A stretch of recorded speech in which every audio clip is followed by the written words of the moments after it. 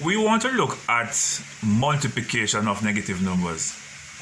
And there's something I want you to write down, because when you write down this formula in your book, it will help you.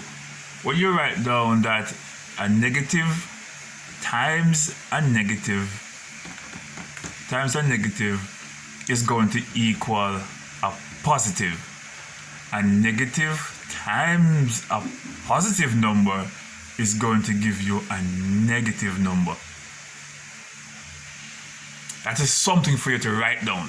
A negative number times a negative number is going to give you a positive number. A negative number times a positive number is going to give you a negative number. Alright, so write that down. And when we get to division of negative numbers, you're going to see a similar trend taking place. Okay? But just write down this formula somewhere in your book. Or most importantly, in your head. In your head. Because if you can't find it in the book, at least you wrote it down in your head. Okay? Alright. So, I said before, 3 times 5, we know is 15. Alright? 3 times 5 equal 15. And remember, in multiplication, it doesn't really matter where the factors are. Alright? Doesn't matter. 3 times 5 equal 15. Okay. But one of them is a negative. And so you're going to have a negative 15. Look at this one now. We have a negative times a negative. Negative 3 times negative 3. 3 times 3 equal 9. And because there are 2 negative, your answer is going to be a positive 9. Remember I said you do not need to write a plus beside the 9. Just by writing the 9 by itself, it is a given that it is a positive number. Because it is not a negative number. And if it is not a negative number, by all means, it is a positive number, okay? There's no doubt. It's only negative and positive. There's no in-between.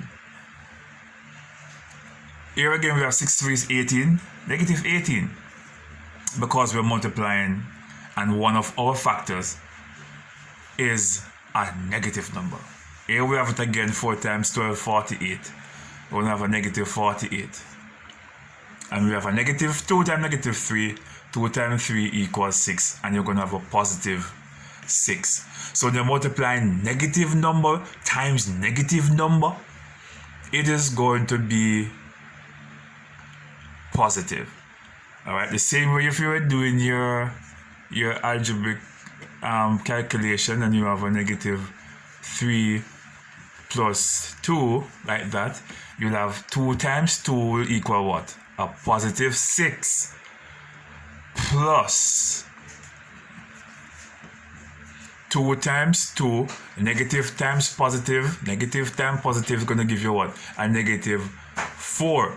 And remember I said to you that when you have positive and negative together, it is the same as positive. And that would have been your answer right there. No, you'd have to finish to calculate. Your negative now is bigger than your positive. Your positive is bigger than your negative. So it's going to be a positive answer. Alright?